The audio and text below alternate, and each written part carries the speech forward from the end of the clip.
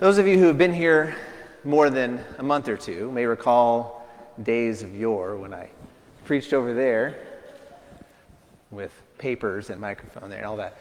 Now I preach over here. You might assume I just came over here and now I wing it. Right now I just he doesn't prepare during the week. He just stands there and figures something will come. Right? It's not true. I do prepare. I wrote a sermon to give standing on this spot. The problem is now I disagree with most of it. So if you ever ask a question from me about the Bible or the church or whatever, and then you want a second opinion, don't go to somebody else. Just ask me again, and I'll give you a second opinion. So that's what you're getting right now. You're getting my rebuttal. But hey, what are you going to do? So we have this really kind of strange moment, this interesting exchange between the Pharisees and Jesus, where they're trying to entrap him. Although I just noticed as we were reading it, it wasn't the Pharisees themselves. They sent their students. The Pharisees sent their protégés to go do it, to do their dirty work for them, right? But there's that pivotal moment, and I put it in the title of the sermon, Show Me the Money. And maybe you read my Friday thoughts on that, which I still agree with, by the way. I'm not disavowing what I wrote on Friday. But he said, show me the coin used for the tax. And Matthew doesn't really let this moment sink in, but I think we can right now, because that was the moment where the Pharisees knew they were sunk. He's just outsmarted us. We know what's about to happen. We just don't know how bad it's going to be, how he's going to do it, how embarrassed we're going to be. But he's got us. Because as soon as he said, show me the coin used for the tax, they have to show him a coin. And they're going like this, oh gosh, you're approached by somebody on the street for money, and you're like, that's what they're doing, because they could lie and say, please, we don't carry that dirty Roman money around. But everybody would see right through that, because they all watch the Pharisees and they watch their students. They watch them every day. They see how they conduct themselves, and they see how they make a big deal about it whenever they pull something out to give to the poor, right? Clanking around or putting their money in the big metal trumpet at the temple. Clank, clank, clank, clank. They know they carry money. So he's got them. He's got them. And they have, okay, fine. Here's a coin. But they probably hand it to him face down. So I can imagine Jesus in that moment. He's taking his time. Considers the coin. He's looking at the back of it. He flips it over. He sees the face. Oh. Whose face is this? Man, you know whose face it is. Don't make us say it out loud. But he just waits. Fine, it's Caesar's, it's the emperor's. Are you happy? So he takes another moment. And then he delivers his final blow. He says, give to Caesar what is Caesar's. Give to God what is God's. And then he tries to hand him back the coin, but at this point, nobody wants it. And that's what you see in the picture on the front of that bulletin. You see the hands? He's trying to hand it back. And they're like, you can keep it. But he doesn't want it either. So I just imagine him dropping it on the ground and letting it sit there until somebody can pick it up when nobody's looking.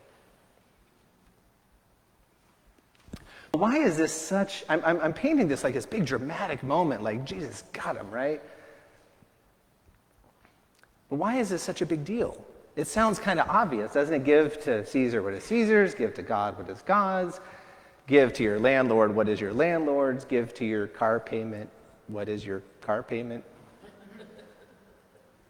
Give to the government what is the government's, give to the church what is the church, right? Taxes and tithes and all of that. It's just sort of like, it's a non sequitur. It's a tautology. Just the obvious. Do the math, divvy it up, pay your bills. But Jesus is saying so much more than that. And this is the point where I started to disagree with myself, because it sounds like, and I've read a lot of the commentaries on this or other sermons that say, well, Jesus is pointing out there's two systems. There's an earthly system, and there's a heavenly system. And when you have given everything to the earthly system, when you've given all that away, when you've released it, then you can fully devote yourself to the heavenly system. But I don't think Jesus is drawing a line between those things. I don't think he's creating a duality. They know that that duality is there, and what he's doing is bringing them together. He's not trying to say that dirty system, you just do what you got to do, get it off your hands, go ahead and give all your money to the church. I'll give you a QR code. And once you're done with that, once your bank account is empty, then you could be truly holy. That's not what Jesus is doing. He's also not giving financial advice.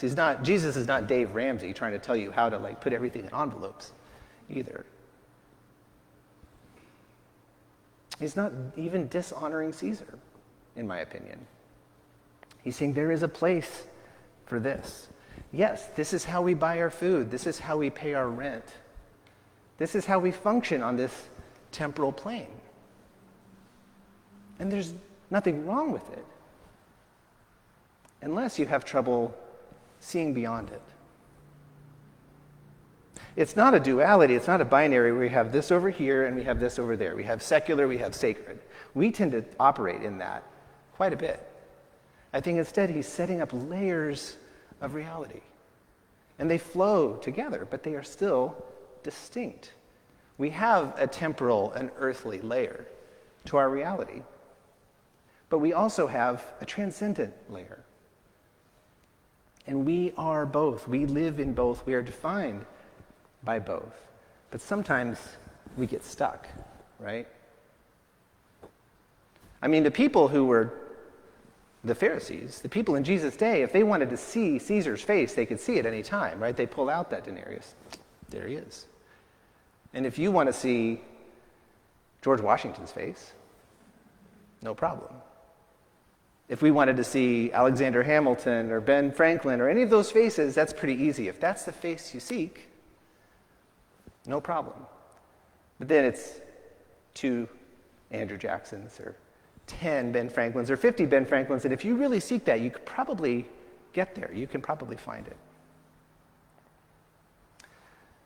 But that system, if we get stuck in that system, we'll always find what we seek, but it's never going to actually fulfill us. It's never going to actually show us who we are.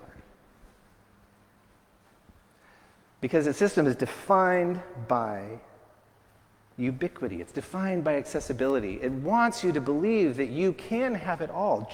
It's just right there beyond your grasp, right? And you can have it all.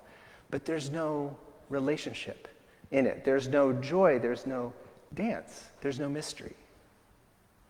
And I think Moses is dealing with the same problem in Exodus that we read from this morning.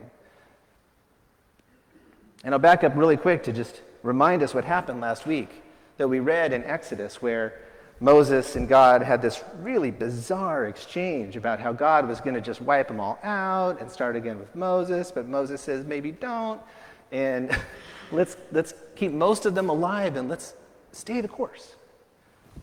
So Moses convinces God to move ahead, but then God says, you know what, I'm not going to kill you all, but you go on without me. I'm going to stay here. I can't take you guys anywhere. This is why we can't have nice things, right? You guys go. But Moses is not done negotiating. And he says, no, you can give us the promised land. You can give us the entire world.